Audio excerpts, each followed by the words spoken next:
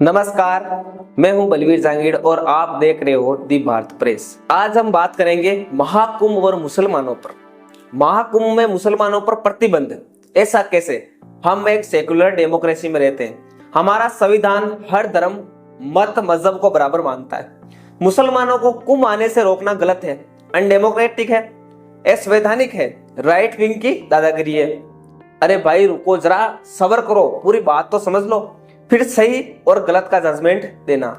मैं सिर्फ 5 सवाल पूछूंगा, अगर एक का भी जवाब हाँ में आया तो मैं खुद सरकार को चिट्ठी लिखूंगा कि सभी मुसलमान भाइयों और बहनों को आदर के साथ कुंभ में आना दिया जाए। मेरे सवाल सुनो, क्या इस्लाम मूर्ति पूजा में विश्वास करता है? समुद्र मंथन से निकला हुआ अमृत प्रयागराज में छलक गया था, क्या इस थ्योरी को मुसलमान मानते हैं? क्या गंगा यमुना सरस्वती के त्रिवेणी संगम का इस्लामिक लिटरेचर में कोई महत्व है? क्या मुसलमान मानते हैं कि नागा साधुओं के दर्शन से जन्मों के पाप कट जाते हैं? मकर संक्रांति और मौनी अमावस्या का कोई जिक्र इस्लाम में है क्या?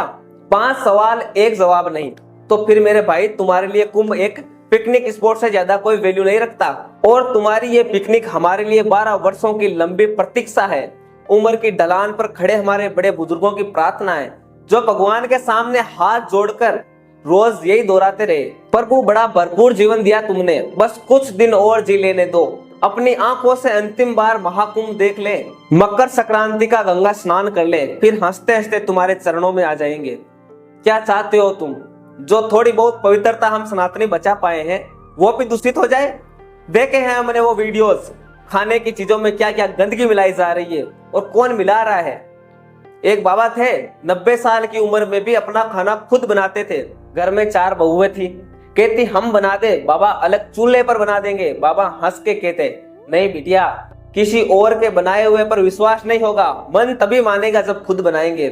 ऐसा पवित्र और सैद्धांतिक जीवन जीने वाले को मरते मरते क्या हम किसी का झूठा खिला दे? जिस गंगा के जल में डुबकी लगा के वे निष्पाप होने आए हैं, उसी जल से शुद्धता का विश्वास छीन ले? लिबरल बनने के लिए, 4 सूडो सेकुलर दोस्तों में वाहवाही लूटने के लिए हम अपने साधु संतों, ऋषियों, मुनियों और बड़े बुजुर्गों की तपस्या खतरे में डाल दे? क्षमा कीजिएगा, हमसे नहीं हो पाएगा। हम इतने कट्टर तो नहीं है कि तुम्हारी तरह मक्का मदीना के बाहर साइन बोर्ड लगा दे, मक्का ओनली फॉर मुस्लिम्स। लेकिन कुछ बातें बिना साइन बोर्ड लगाए भी समझ लेनी चाहिए। जैसे हम समझते हैं कि मक्का मदीना सिर्फ मुसलमानों का पवित्र स्थल है, इसलिए हमने कभी नहीं कहा कि मस्जिद उल हरम के दरवाजे सनातनियों के लिए खोल दिए जाए। तुम क्यों जिद कर रहे हो भाई?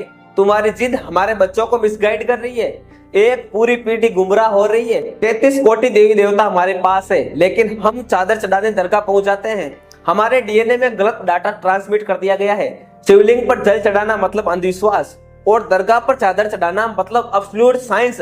हिपोक्रेट्स। हर साल रामनवमी, दशहरा, दुर्गा पूजा हम हाथ जोड़कर विनती करते हैं, हमारी शोभा यात्राएं अपने इलाके से शांति पूर्वक निकालने दो। तुम कहाँ मानते हो? तुम्हारी छतें पत्थर उगलने लगती है। लेकिन महाकुंभ दुर्लभ है, ये अवसर हमें अगले 12 साल तक नहीं मिलेगा। इसीलिए ना हम कोई चांस लेंगे और ना ही किसी सेक्युलर की बकवास सुनेंगे। सनातन की सुरक्षा सिर्फ हमारे साधु संतों की जिम्मेदारी नहीं है।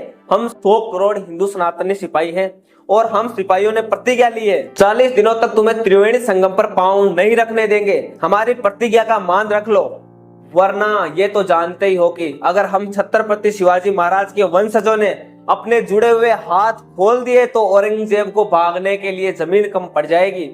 सोया हुआ सनातन चैतन्य है, सजग है। वो वक्त कुछ अलग था, ये वक्त कुछ अलग है। जय महाकुंभ, जय संत समाज, हर हर महादेव।